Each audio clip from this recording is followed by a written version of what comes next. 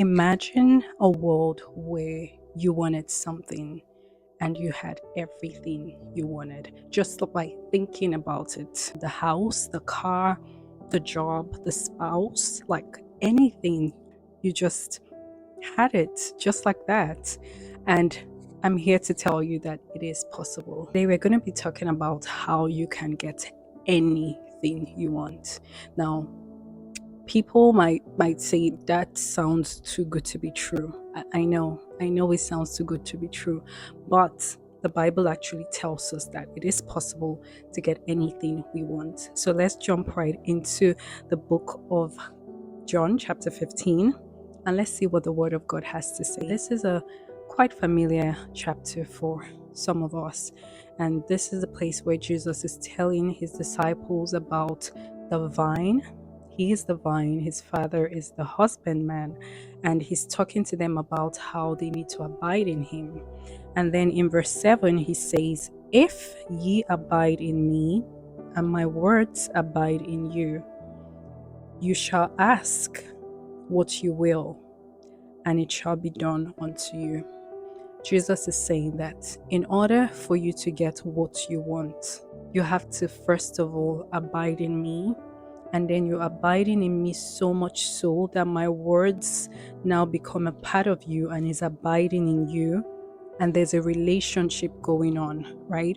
So anything you ask, it shall be given to you. Whatever it is, if you're in a relationship with, say, for example, the president of the US, you can go to him, and I'm talking about not just any relationship, right? But an intimate relationship. Say you're the child of the president or the niece of the president or something. You can go to him and ask for anything, and he would give it to you. But talk about God. God owns everything that we want. The job you're looking for, God has that job. God owns the house you're looking for, the car, the spouse you're looking for. God owns everything. And he's saying that if you are in a relationship, an intimate relationship with me, you can ask me for anything you want and it will be given to you. But here, there's a caveat here. It doesn't just stop right there. In Romans chapter 11, it tells us, verse 1 says, "Now faith is the substance of things hoped for, the evidence of things not seen." And then verse 6 tells us, "But without faith it is impossible to please him. For he that cometh to God must believe that he is, and that he is a rewarder of them that diligently seek him." So it doesn't just stop by abiding. You have to know who you're coming to. Verse 6 says that he that cometh unto him, that's God, must believe first of all that he exists.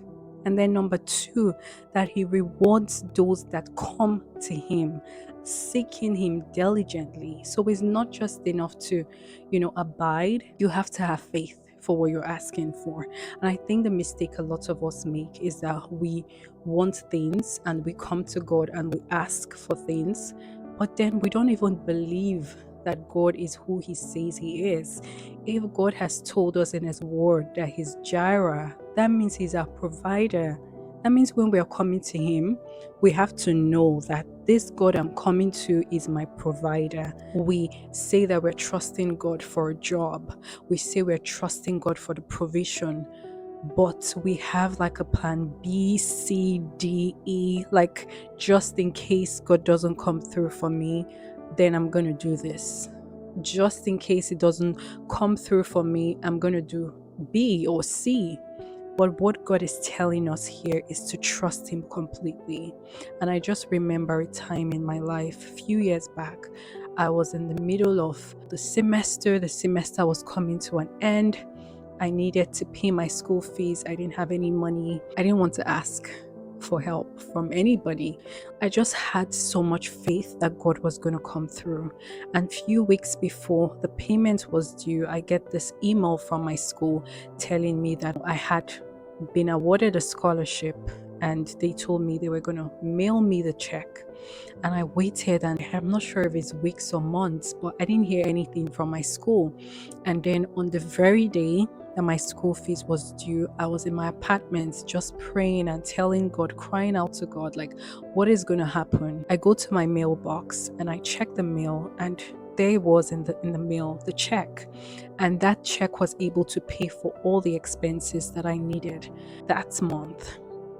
And that just proved to me how much like trust for God looks like. It means God is going to come through for you even when it looks like all hope is lost.